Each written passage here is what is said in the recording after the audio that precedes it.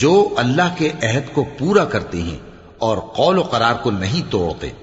اور جن رشتوں کے جوڑے رکھنے کا اللہ نے حکم دیا ان کو جوڑے رکھتے اور اپنے پروردگار سے ڈرتے رہتے